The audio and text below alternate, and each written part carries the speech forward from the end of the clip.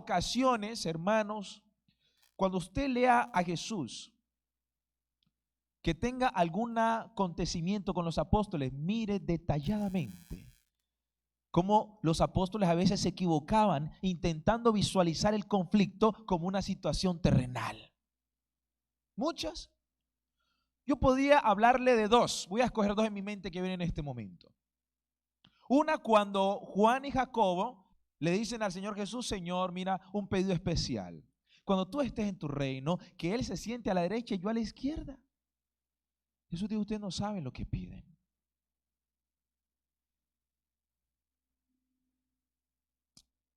Los apóstoles llegan después de haber sido enviados con los 70, porque Jesús les dio autoridad para echar espíritus, para sanar y una gran cantidad de cosas. Y dice la Biblia que ellos llegan contentos, felices: Señor, si vieras, los espíritus se nos sujetan. Y Jesús dice: no, calmaos, no os alegréis por eso. Hermanos queridos, es importante entender que hace muchos años Satanás le declaró la guerra a Cristo. El conflicto no vino por causa de Cristo, fue por causa del diablo, quien sembró la semilla del pecado en el cielo, y Dios tuvo que desterrarlo con semilla y todo. Y luego vino a la tierra y sembró en Adán y Eva y nos hizo herederos a nosotros de la semilla del pecado. A mí me gusta pensar, escúcheme bien lo que les voy a decir. A mí me gusta pensar que cuando Cristo expulsa al diablo temporalmente, ¿no? Ustedes saben que existieron dos tipos de expulsiones del diablo, ¿no? Una temporal, ¿ok? Porque el diablo podía seguirse presentando como representante de la tierra. Y la segunda expulsión del cielo es la que menciona Apocalipsis 12, que es cuando los ángeles dicen: ahora sí hay alegría, ahora sí hay gozo, fue echado el acusador. Ay de los moradores de la tierra. Esa es la segunda y definitiva expulsión del diablo del cielo. Pero cuando Cristo expulsa por primera vez al diablo, al enemigo, no quería nada que ver con él. No quería conflicto, no quería guerra. Inclusive cuando la Biblia en Apocalipsis dice: y hubo una guerra en el cielo, pues no es la guerra que nosotros nos imaginamos, ¿no? Que entonces Jesús peleó con Satanás y hubo un contrapunteo no. Mira, Jesús no necesita pelear con nadie, porque Jesús no tiene rival. Amén, hermanos. Jesús no tiene rival. Jesús no se igualó al diablo. No. Habla de conflicto porque el diablo quiso armar una batalla. Y Jesús le dijo: mira, aquí batallas en mi casa no, te vas con toda tu gente. Y se fueron. Sí, Jesús no necesita igualarse a nadie. No tiene rival, alabado sea Dios por eso. Y saben, hermanos, cuando el diablo es expulsado, hay algo interesante, ¿no? Dios no quiso nada que ver con el diablo. Pero el diablo tocó a la niña de sus ojos. Y cuando el diablo tocó a Eva y a Adán, Jesús dijo: no, tenemos que intervenir. No podemos permitir. ¿Saben que quiero hacer un paréntesis aquí?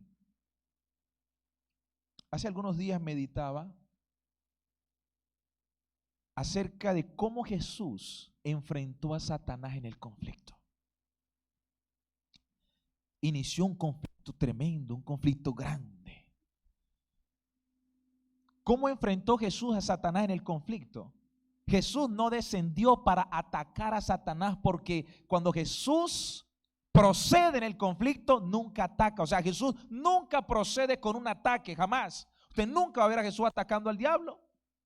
Nunca va a ver a Jesús contrapunteando o enfrentándose al diablo. La mejor manera que tuvo Jesús para atacar al diablo fue defendiendo al hombre. Qué cosa tan bonita.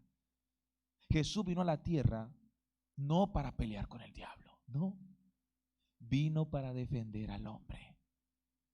En un momento yo conversaba con un joven en Ecuador, en Santo Domingo, y en la conversación yo veía que el joven estaba preocupado por el infierno, y él me hablaba del infierno y el infierno y el infierno, y era de estos jóvenes a los cuales le meten en su mente que tienen que salvarse del infierno.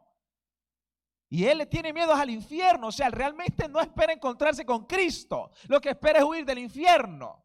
Y mientras yo conversaba con él, le dije, mira, tú tienes que sacarte de tu mente el infierno. Porque es que Jesús no viene a la tierra por el infierno. Es más, Jesús no viene a la tierra por causa de los impíos. Jesús viene a la tierra es por causa de los redimidos, de los salvados. Lógicamente, está la segunda porción de personas. Jesús, yo le decía a él, mira, Jesús no es que Jesús se va a sentar en una silla y va a disfrutar de ver cómo se queman los que él un día quiso comprar. Y no se dejaron. Le dije, no funciona así. O sea, tenemos que entender cómo es este conflicto. Jesús tiene que intervenir. Mire que lo interesante de esto. Lo que más anhela Cristo es aquella fiesta. Jesús se muere de ganas porque las bodas del Cordero lleguen pronto. La Biblia lo presenta así. Cuando Jesús perdió la presencia del hombre, ya no se pudo ver con el hombre cara a cara, le dijo a Moisés, hazte un tabernáculo y yo habitaré en medio de ellos. Jesús se muere por estar con nosotros, hermanos. A veces parece ser que nosotros somos los que no nos morimos por estar con Él.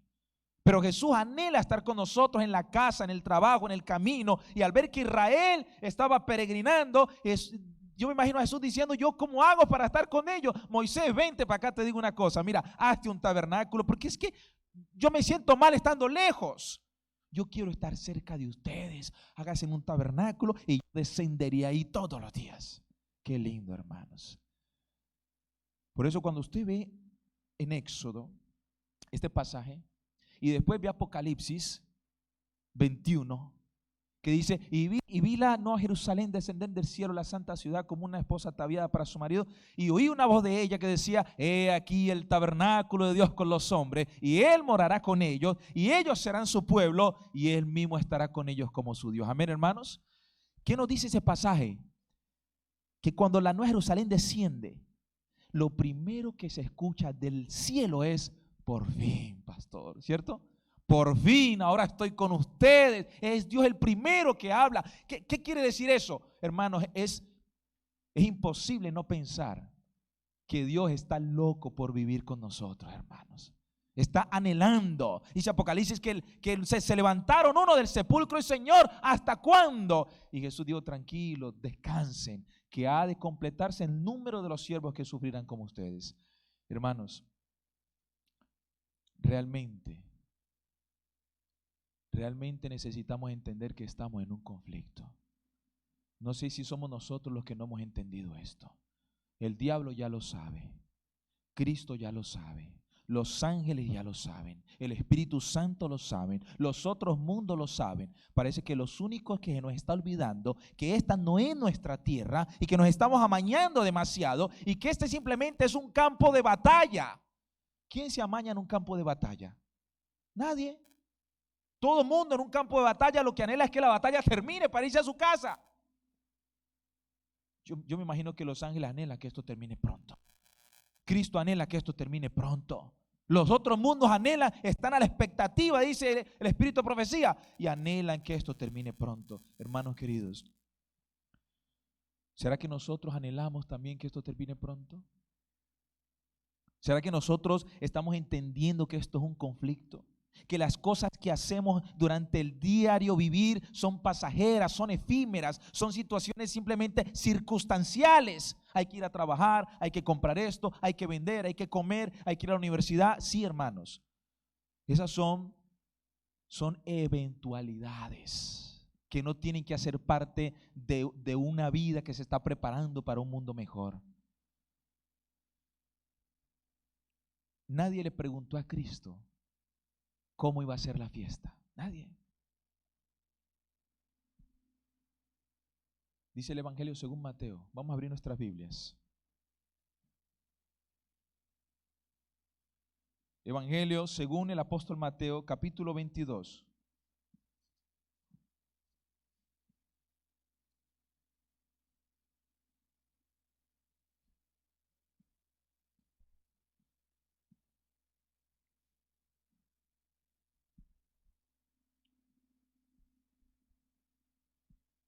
capítulo 22, y ahí solamente unos apartes rápidos vamos a tener para no detenernos mucho aquí. Dice ahí el versículo, capítulo 22, versículo 5 en adelante. Dice: mas ellos, sin hacer caso, se fueron, uno a su labranza y otro a sus negocios. Y otros, tomando a los siervos, los afrentaron y los mataron. Al oírlo el rey se enojó y, enviando sus ejércitos, destruyó a aquellos homicidas y quemó su ciudad. Entonces dijo a sus siervos: las bodas a la verdad están preparadas, mas los que fueron convidados no eran dignos. Yo quiero hacer una pausa allí, hermanos queridos, para dos cosas nomás. Présteme atención a lo que le voy a contar. Primero, esta parábola y este pasaje que acabamos de leer hace referencia al pueblo judío. Porque el pueblo judío fueron los primeros convidados a las bodas. Yo sé que muchos de nosotros, los predicadores, usamos esta parábola para animar a la iglesia a que se preparen, porque muchos serán convidados y no irán. Y es verdad, es una aplicación.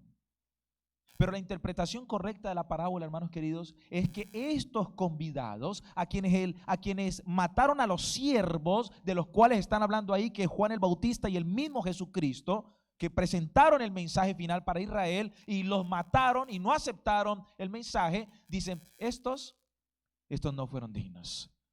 Y por eso después de ahí hay una segunda cosa que quiero llamar la atención, que me impacta y que tiene que ver con el mensaje esta noche. Dice ahí, mire lo que dice el príncipe de la boda, el rey. Dice: al oírlo el rey se enojó y, enviando sus ejércitos, destruyó a aquellos homicidas y quemó su ciudad. Entonces dijo a sus siervos, aquí viene esta parte, hermanos: las bodas a la verdad están ¿cómo?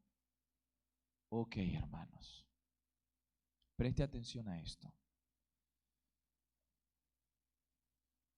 Cuando Satanás decidió traer el pecado a la tierra, tentar a Adán y Eva, el conflicto se hizo legal. ¿Sí me entiendes? Cuando Satanás introdujo el conflicto a este planeta, ya Dios dijo: entonces la cosa como que es en serio. Y como es en serio, esto va a ser legal.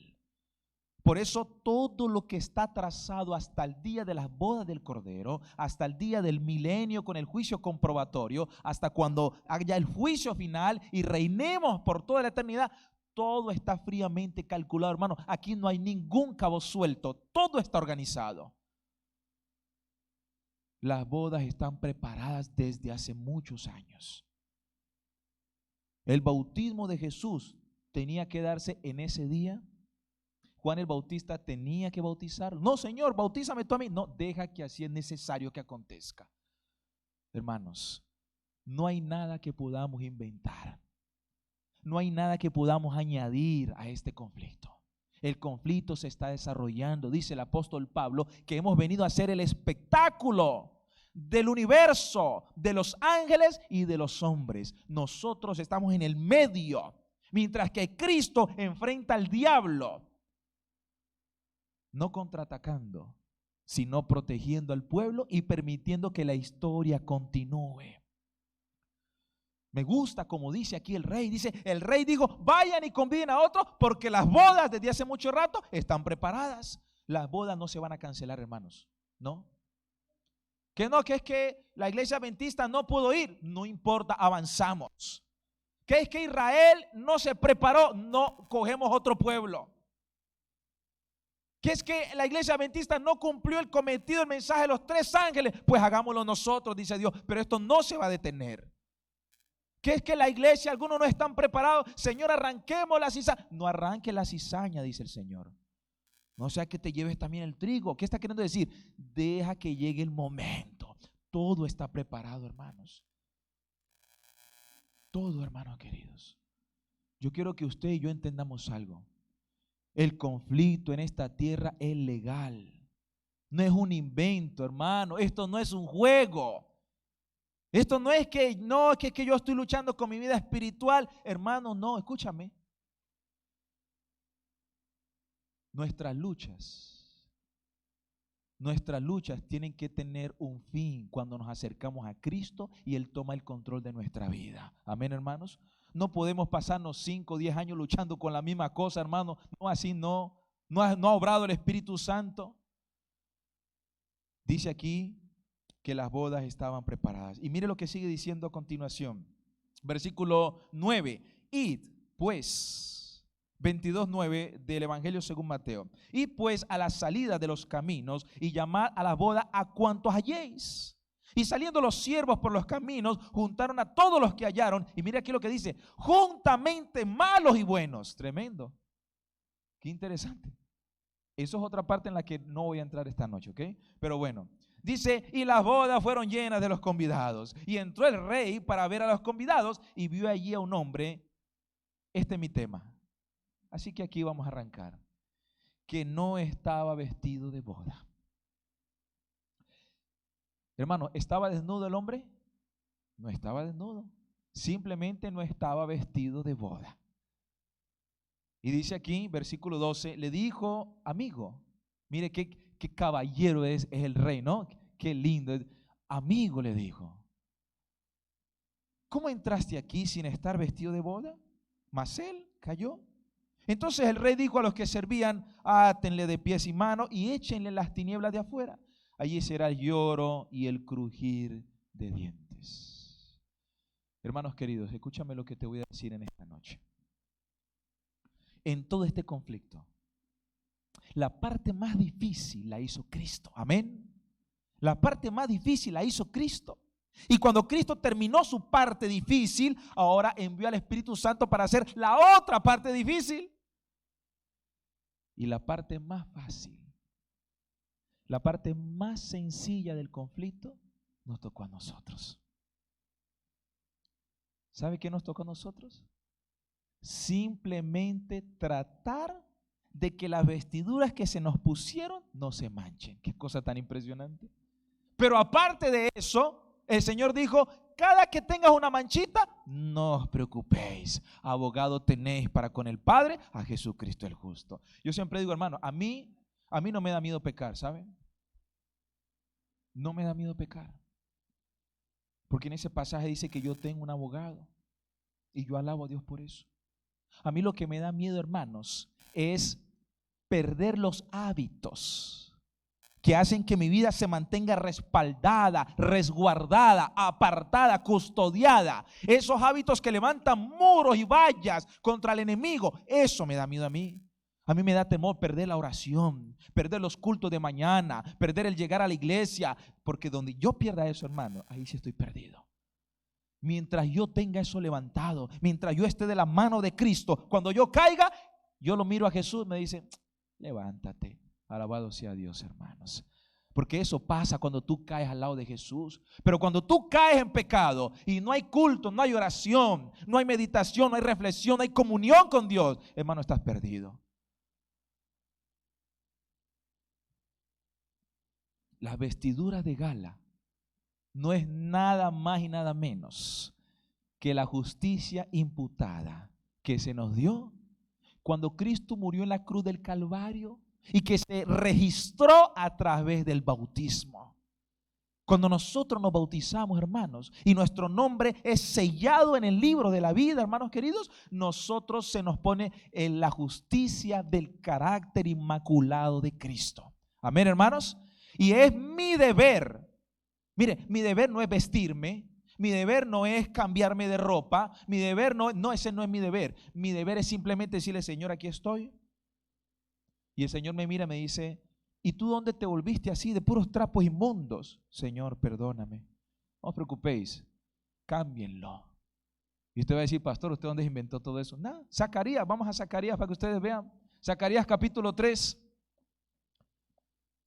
Vamos al libro de Zacarías rápidamente porque el tiempo se nos está yendo. Libro de Zacarías, capítulo 3. Vamos a leer rápidamente. Dice el versículo 1. Zacarías capítulo 3, verso 1. Dice, me mostró al sumo sacerdote Josué, el cual estaba delante del ángel de Jehová, y Satanás estaba a su mano derecha para acusarlo. Y dijo Jehová a Satanás: Jehová te reprenda, Satanás. Jehová, que has cogido a Jerusalén, te reprenda. ¿No es este un tizón arrebatado del incendio?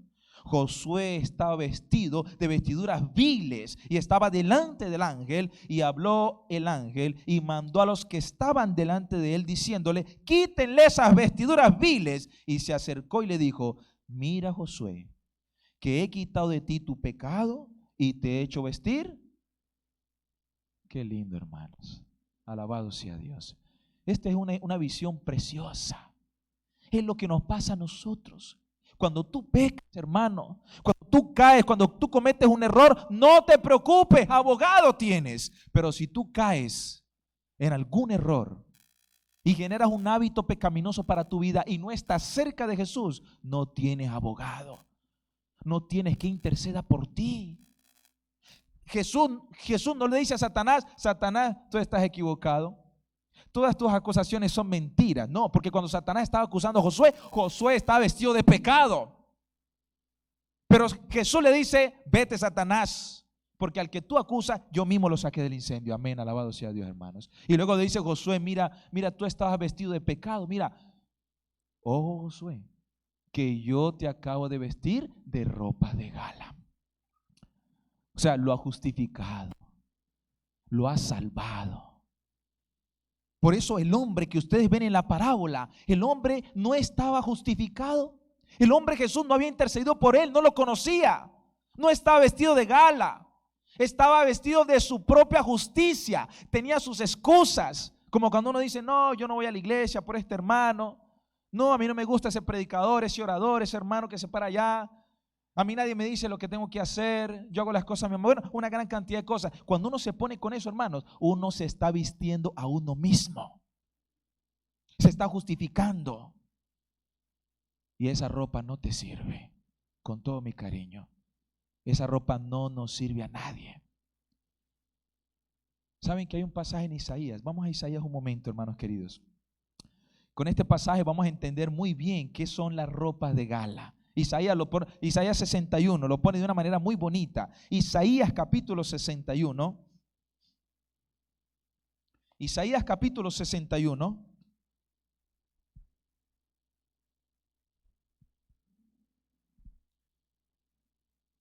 Versículo 10.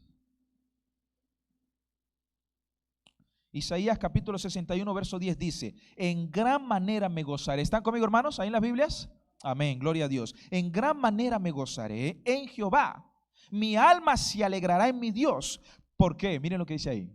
Porque me vistió con vestiduras de salvación. Me rodeó de manto de justicia. Como a novia me atavió, y como a novia adornada con sus joyas. Amén, hermano. Qué lindo es el Señor. Este pasaje nos explica claramente que cuando nosotros somos vestidos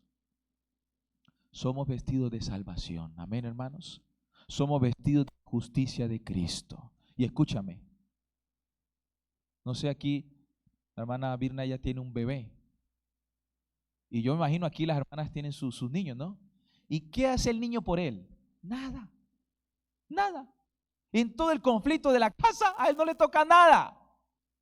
La ropa se la compran, los zapatos se lo compran, a él lo visten, a veces lo bañan, a veces le dan la comida, él tiene la comida, él no la prepara, se la preparan. En todo el conflicto del hogar, los niños no hacen casi nada. ¿Qué es lo único que un niño debe hacer cuando sale de la casa? Mantener su ropa limpia. Es lo único que mamá le pide. ¿Cierto que sí? Mira, haz lo que quieras, pero no te ensucies, ¿sí?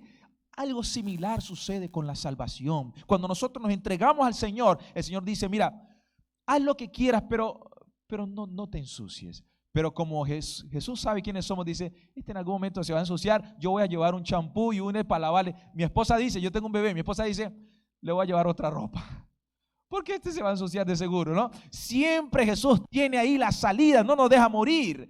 Por eso Él dice: ¿pecaste? Sí, no os preocupéis, recibe la cena del Señor. Señor, lávame todo. No, tú ya estás limpio. Tú solo necesitas unas manchas que te hiciste. Alabado sea Dios. Qué plan tan maravilloso, hermano. Todo está calculado, todo está trazado. No hay nada que se salga de las manos del Señor. No se equivoca. No tiene error ni sombra de variación. Es el mismo ayer, hoy y por los siglos de los siglos. Y mire este pasaje de Elena de White. Mire lo que dice aquí. Ok. El vestido de boda de la parábola representa el carácter puro y sin mancha que poseerán los verdaderos seguidores de Cristo. ¿Están viendo, hermanos? El espíritu de profecía, ahí está, palabra de vida del gran maestro, página 252. Elena de White dice que el vestido nuestro es el carácter que Cristo nos dio y que poseemos sin mancha. Entendamos esto de Elena de White a la luz de la Biblia, porque a veces queremos entender la Biblia a la luz de Elena de White. No, vamos a entender esto a la luz mayor. Amén. Vamos a ir a Apocalipsis. Libro de Apocalipsis, hermanos queridos, capítulo 7. Libro de Revelaciones del apóstol Juan, capítulo 7.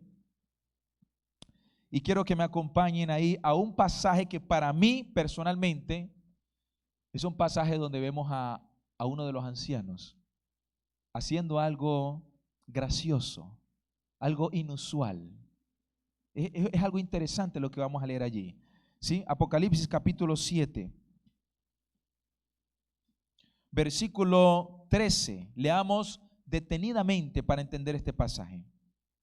Entonces uno de los ancianos habló, diciéndome: estos que están vestidos de ropas blancas, ¿quiénes son y de dónde han venido?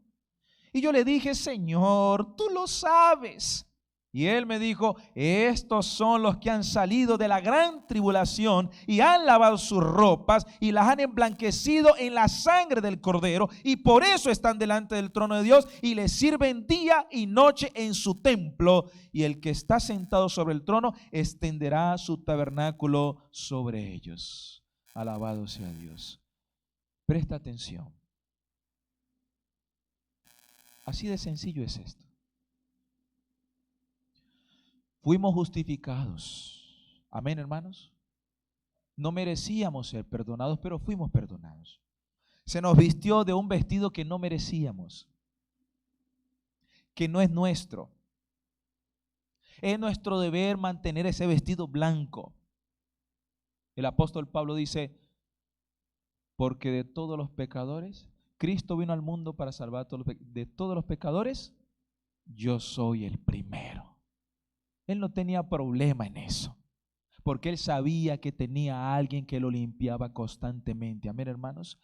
Y entonces, hermanos queridos, es nuestro deber mantenerle el vestido blanco para que cuando Cristo venga, mire lo que dice el anciano. El anciano inclusive hace un acto así un poco como jocoso, ¿no? Dice: ángel, ¿quiénes son estos? Y el ángel le dice: Señor, ¿tú por qué me preguntas? Si tú lo sabes todo, tú sabes quiénes son. Y el anciano dice: yo sé quiénes son. Ellos han salido de la gran tribulación. Y mira, te cuento una cosa: ellos lavaron su ropa en la sangre del Cordero. Y te cuento más: las mantuvieron blancas. Y por eso están sentados delante del trono del Cordero. Alabado sea Dios, hermanos. Qué interesante, hermanos. Ve, hermano querido, lo que Dios tenía que hacer por ti, ya lo hizo. Más de allí no va a ser. Vino y te salvó. Dejó el Espíritu Santo para que luche por ti. Y se fue arriba por si acaso fallaras, Él está allí para interceder. Hermano, le pedimos más al Señor para esto, hermano. Hermano, de todo el conflicto, la parte más fácil nos tocó a nosotros. Y encima de eso, encima de que nos toca estar simplemente sentados mientras Dios se enfrenta allí, sentados, cuando todo termine, el Señor va a decir: mira, John, ponte de pie, mira, entra a las bodas del Cordero. Y Señor, sí, a las bodas, sí, vamos a las bodas. Y encima de eso, de no hacer nada, pastor, me toca una cena. Qué cosa tan extraña. Así obra el Señor. Así obra el Señor, alabado sea Dios. Y dice el Señor a los apóstoles, yo siempre digo, siempre lo diré, no tengo todos los pasajes en mi mente ahora, pero siempre lo diré, que Dios está loco por verse con nosotros, hermanos. Dios anhela ese día.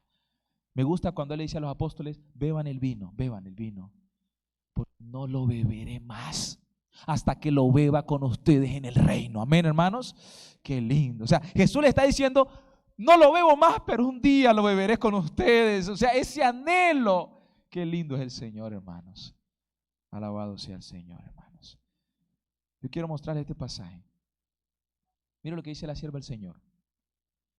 Este manto tejido en el telar del cielo no tiene un solo hilo de invención humana. Cristo en su humanidad desarrolló un carácter perfecto y ofrece impartirnos a nosotros este carácter. Como trapos asquerosos son todas nuestras justicias. Todo cuanto podamos hacer por nosotros mismos está manchado por el pecado. Hermanos, quiero terminar esta noche con dos cosas. La primera, decirte que es nuestro deber permitirle al Espíritu Santo obrar en nosotros. Saben, hermanos, un día tuve una conversación con una hermana y leímos Gálatas 5. Y ahí en Gálatas 5:16 dice, vivid en el Espíritu y no satisfagáis los deseos de la carne. Y conversando con la hermana me dice, pastor, ¿y cómo es eso allí? Porque pastor, ahí dice que los deseos de la carne combaten contra los deseos del Espíritu y los dos se oponen para que no hagáis lo que queréis. Le digo, hermana, esto es sencillo. Tu naturaleza siempre te invitará al pecado. Siempre te invitará a satisfacerte, a darte gustos, a darte lujo, a darte locha, a darte descanso, a la ira, al orgullo, a los celos. Tu naturaleza te impulsa. Pero ¿qué dice Pablo? Vivid en el Espíritu, para que el Espíritu pueda conflictar contra eso. ¿Saben qué es vivir en el Espíritu, hermanos? Sencillo, para ir cerrando esta noche. Vivir en el Espíritu, hermanos, es permitirle al Espíritu Santo obrar en nuestras vidas. Cerrarle las puertas que el diablo tiene abiertas. Porque una gran cantidad de puertas las abrimos, algunas conscientes, otras inconscientemente, pero le abrimos, hermano. Ahí está la televisión, a veces el trabajo, la música, y una gran cantidad de puertas las abrimos y el diablo está controlándolo todo. Y cuando el Espíritu quiere entrar, no tiene por dónde. No podemos decirle al Espíritu Santo, entra por aquí, cuando el diablo tiene otros lugares por donde también entra. No, hermanos. Necesitamos cerrarle puertas al diablo y abrirle las herramientas al Espíritu Santo para decirle, Espíritu Santo, mira, ten, obra en mi vida, porque es lo único que Él quiere hacer. Necesitamos mantener nuestras ropas blancas. Necesitamos, hermanos, dejar que el Espíritu Santo obre en nosotros. Y voy a terminar con un pasaje bíblico y un párrafo de Elena de White bien interesante. Apocalipsis 14. Vamos allá a este párrafo, hermanos. Apocalipsis capítulo 14. Apocalipsis capítulo 14, versículo 1 al 3. Dice ahí, después miré, y he aquí el Cordero en pie sobre el monte de Sión. Abran sus Biblias allí y vayan con este servidor. Mira, después miré. Y he aquí el Cordero estaba en pie sobre el monte de Sión, y con él 144,000 que tenían el nombre de él y de su padre escrito en la frente. Y oí una voz del cielo como estruendo de muchas aguas y como sonido de un gran trueno, y la voz que oí era como de arpistas que tocaban sus arpas. Y esta es la parte interesante, presta atención. Cantaban un cántico nuevo delante del trono y delante de los 4 seres vivientes y de los ancianos, y nadie podía aprender el cántico sino solo ellos, los 144,000 que fueron redimidos de entre la tierra. Escúchame lo que te voy a decir en esta noche. Escúchame lo que te voy a decir. Dice la Biblia, el hombre espiritual discierne las cosas espirituales. El hombre carnal no puede, porque se opone a la ley del Espíritu. Romanos capítulo 7. nosotros necesitamos vivir una vida transparente y mantener nuestras ropas blancas, porque de lo contrario no discerniremos ni los tiempos ni las épocas, y pasarán las profecías sobre nosotros y no las entenderemos, y querremos que nos las expliquen y no las entenderemos, y veremos a algunos hermanos que las entienden y se preparan, y algunos empezarán a huir de la ciudad y se preparan, y nosotros no sabemos qué hacer, no sabemos por dónde coger. No sabíamos que había programa especial en la iglesia, no sabíamos que había cantata, no sabemos nada. Habían unos personajes que cantaban un canto. Y yo me imagino, pastor, no, solo una imagen para tener una idea. Y yo me imagino a algunos hermanos de la iglesia acercándose, mira, ¿qué están cantando? Pero explícame, porque no les entiendo. Y yo me imagino a esa persona diciéndole, es que no te puedo explicar. ¿Pero por qué? Aquí está el por qué. Miren acá. Ninguno, sino los 144,000 pueden aprender aquel cántico, pues es el cántico de su experiencia. Qué cosa tan tremenda, qué pasaje, hermanos. Una experiencia que ninguna otra compañía ha conocido jamás. Estos son los que han venido de grande tribulación, han pasado por el tiempo de angustia, cual nunca ha sido desde que ha habido nación. Han sentido la angustia del tiempo de la aflicción de Jacob. Han estado sin intercesor durante el derramamiento final de los juicios de Dios. Pero explícame el canto. No te lo puedo explicar porque es que mi experiencia, estoy cantando lo que yo viví con Dios. Estoy cantando los días que pasé en la mañana con Él, los días que ayuné, en mi experiencia la que estoy entonando. Canta la tuya. Y el otro se queda, pues no tengo que cantar. Porque la sierva del Señor dice que el cántico de ellos es la experiencia que vivieron con Cristo.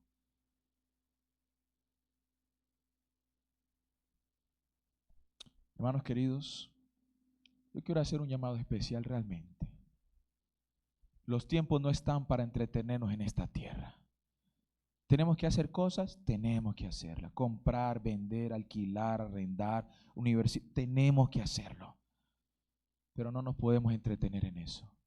Las profecías se están cumpliendo. Las bodas están preparadas desde el principio de los tiempos. El cordero está listo. La cena va a estar servida, hermanos. Solo faltan ¿quiénes? Los convidados. Hermano querido, mañana yo te invito, también en la mañana tenemos una continuación de este mensaje. Dios te bendiga, Dios te ayude. Y me gustaría, hermanos, que podamos unirnos en un canto. Pastor, ¿qué canto tiene para esta noche, pastor? ¿Sí? Vamos a tener un canto especial, un himno especial. ¿Cuál cantamos, pastor? Los que aman, amén, hermana querida. Muchas gracias. Vamos a cantar Los que aman al Señor. Vamos a entonar esta alabanza, hermanos, y mientras la vamos entonando, hermanos queridos, vayamos pensando realmente cómo están nuestras ropas,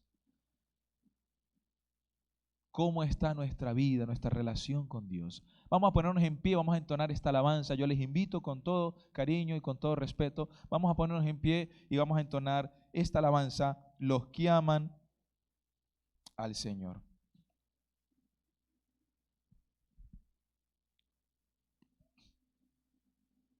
¿Cantamos?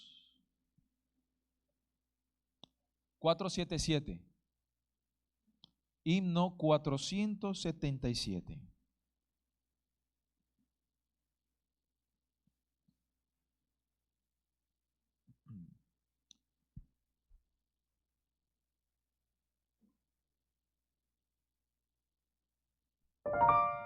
$477, 77. Ok.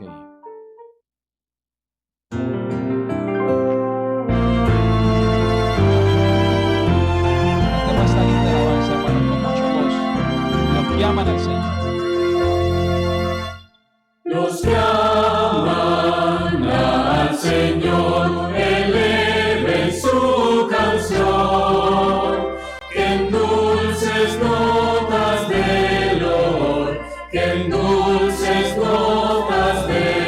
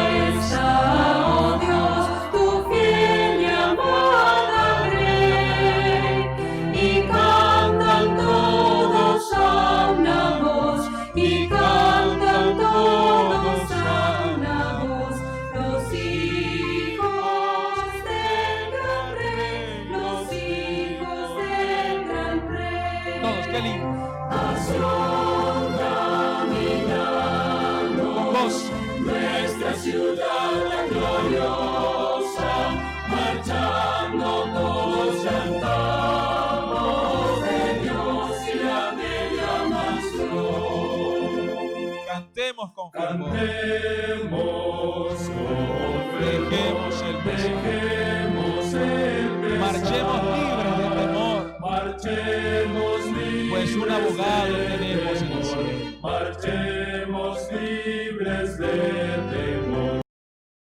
Más feliz hogar, al más feliz hogar. Todos el coro. Pasión caminamos, nuestra ciudad tan gloriosa, marchando todos cantamos de Dios y la bella mansión.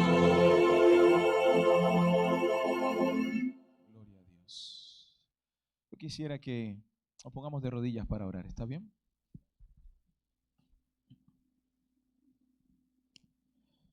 Bendito Dios. Nos ponemos de rodillas esta noche, Padre, porque es un gozo para nosotros postrarnos ante aquel que merece la gloria, la honra y el honor.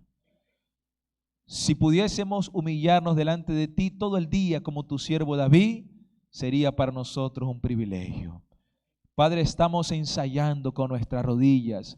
Cuando en aquel día nos postremos en el suelo y arrojemos nuestras coronas delante de ti diciendo que solo tú eres digno de la gloria y el honor por toda la eternidad. Gracias, Señor. Gracias porque nos has vestido de algo que no merecíamos. Pero te queremos rogar esta noche, Padre, si en algún momento hemos manchado esa ropa que es tu carácter, si en algún momento, Señor, a través de los hábitos, si en algún momento alejándonos de ti y mezclándonos con el lodo del pecado, Señor, nos hemos manchado, Padre, no permitas por nada del mundo que cuando tú regreses nos halles con esas manchas.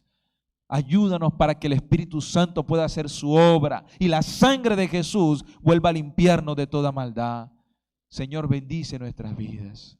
Necesitamos, Padre, tu ayuda. Hay muchas cosas que debemos dejar a un lado y no hemos podido, Señor. Hay muchas cosas con las que estamos luchando aún, que hace rato debíamos haber vencido. Padre, perdónanos, Señor, si hemos extendido el tiempo, Señor, en el que el Espíritu Santo debía ya haber hecho algo por nosotros. Perdónanos, Señor.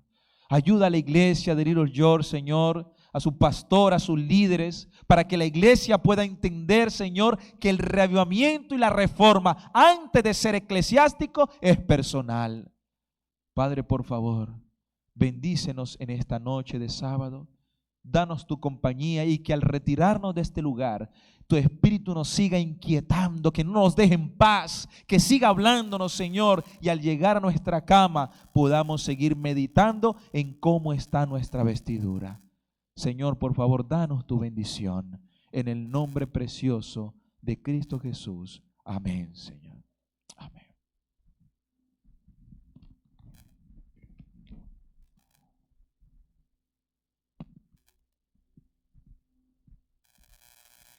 Agradecemos al Señor por este mensaje de esta noche, hermanos. Gloria a Dios. Gracias, Pastor Marín. Muchas gracias. Vamos a permitir que esa vestidura permanezca blanca durante todo este santo día, estas 24 horas. Y bueno, no, sigamos, ¿verdad? Que nada pueda manchar esta santa vestidura que el Señor nos ha dado. Vamos a pedirle a 2 diáconos que por favor nos ayuden para dar la salida, para poder salir, ¿verdad?, en reverencia. Muchas gracias. Un feliz sábado, mañana temprano a las 8, bando de oración y el culto que sigue.